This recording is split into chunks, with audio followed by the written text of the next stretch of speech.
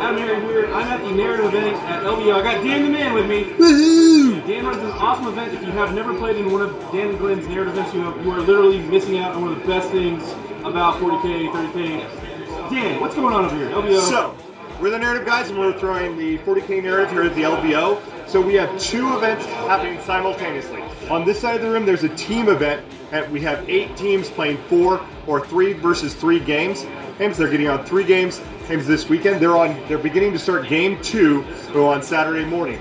On the other side, there is a whole bunch of 1-on-1 and 2-on-1 narrative games going on. So on here we have the big storytelling arcs, and so they all have these planets that they're trying to take. They all chose their missions and the locations they want to execute those missions, and neither side knows what the other side's mission is. So part of the fun here is them trying to figure out what is important on the table to them. And if you've never seen one of our tables before, there's a lot of things that could be important. That's the fun of this. On the other side, they're playing 1-on-1 and 2-on-2 missions, and they're all playing with their factions and together, or to get, let me see if we can come over here, I'll show you. So each of the factions are broken up into groups, so they're actually scoring points for their faction. And this is the percentage of the total possible points they could have scored based on faction. So right now the Necrons are way ahead, so they scored 93% of the points they could score.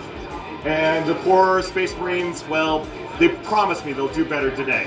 So, the Emperor's watching them. The Emperor is watching over them, and kind of scowling. So that's kind of it, and we can come back and look at the tables in detail once everybody gets going. But it's been a really great Friday, and we're looking forward to an awesome Saturday. Right on, man. We'll go check out the tables. Let's do it.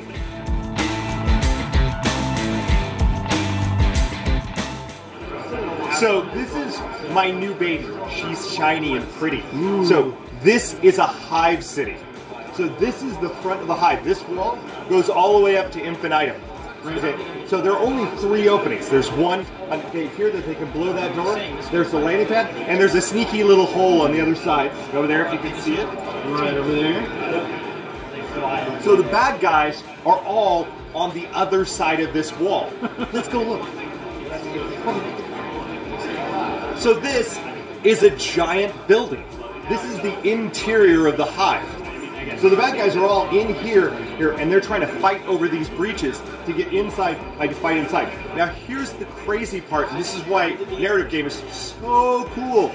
You can't get drop pods in here, because this is the inside of the building. So a lot of the things that work are kind of get messed with, and that's totally fun, because then, and things like that are normally, don't work, suddenly become super powerful. Those breaches are amazing thing to fight over, because a group of cultists stopped on almost wholehearted chaos advance yesterday on the big door. We're talking, they stopped a Land Raider, 2 Vindicators, and a whole bunch of Vikings. And that was just a bunch of cultists. That's why narrative game is so much fun. Come over here, I'll show you the table of uncomfortable touching. Alright, I'm curious. Oh, I think I know why it's named that. So, this is our new landing zone and dock location. Wow. And so, we have the Hounds of Abaddon, who's a Chaos player. They've actually taken over this planet, and they've killed off almost all of the population. The population they didn't kill off was actually a Genestealer cult invasion. So you can't see the smile on my face, folks at home, but it's there. It's awesome. So yesterday, when they landed on a board and they started attacking, all of a sudden these started popping up everywhere. So these Tyranid towers are now taking over the planet. So as the Chaos us are fighting them, they're getting more and more to be fighting inside a just Genestealer world. No, it's totally awesome. So the Chaos are actually on the defensive, trying to maintain a warp contact as the shadow of the warp envelops them. That's what's fun about narrative right there. So one of the things we came out last year and we said that, what do we want to do this year? What do we want to raise our game on? And where we want to raise our game is more alien terrain. So we dedicated myself to building a giant orc fort. So this is actually for the 1-on-1 game. This is not for the team game. This is what the one-on-one plays.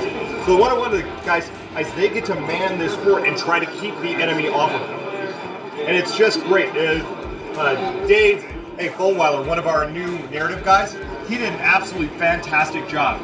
The whole thing is modular, and if you look, you can see they're putting an orc truck, they're making an orc truck.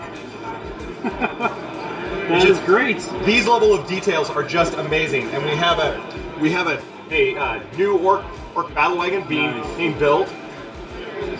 He's done a fantastic job, and I can't wait to see as we build out more and more orc terrain. This is just going to be so much fun.